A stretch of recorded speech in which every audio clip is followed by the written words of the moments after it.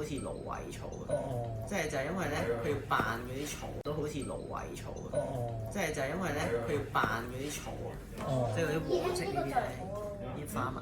咁佢伸長條頸就可以扮嗰啲草，咁就可以避免俾啲捕食者食咯，或者係佢可以捉水入邊嗰啲魚，因為啲魚望上嚟都認唔到佢係雀仔定係草嚟。咁所以佢平時企喺嗰啲蘆葦田入邊咧，佢都係個頸咁樣伸長。你緊係啦，咁就係啦，咁唔同個嘴咧都有唔同，即係佢代表佢哋食唔同嘅嘢啦。咁呢長啲呢嘴咧，或者闊啲粗啲嘴咧，就食魚嘅。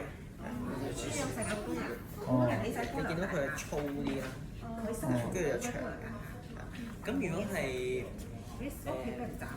灣呢啲咧，灣呢啲可能係過濾，即係咧水入邊咧會有一啲微生物啊，可能會過濾，或者係都係會食魚嘅，都係食魚嘅。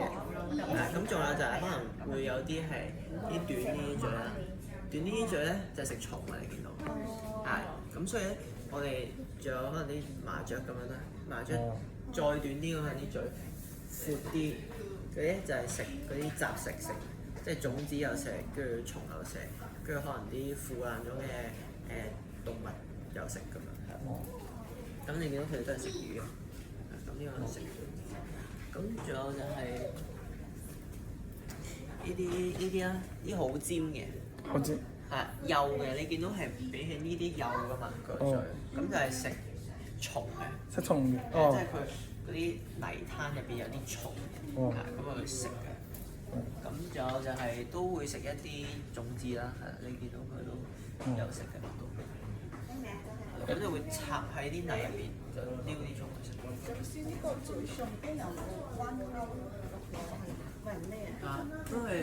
都係食魚咯，因為佢可能呢個位咧比較，即係佢想捉實啲啊，捉魚捉實啲，係有勾喺度。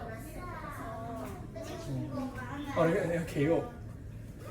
係有企鵝，跟住呢啲嘴就係你見到佢啲鷹嘅嘴啊嘛，鷹嘅嘴就好厚嘅三角形。咁呢啲就係食，可能真係食嗰啲動物，即係可能蜥蜴啊，或者蛇啊，或者係一啲哺乳類啦，即係老鼠仔嗰啲。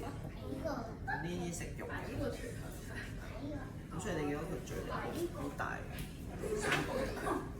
跟住有勾，即係可能勾就係幫佢捉實啲動物。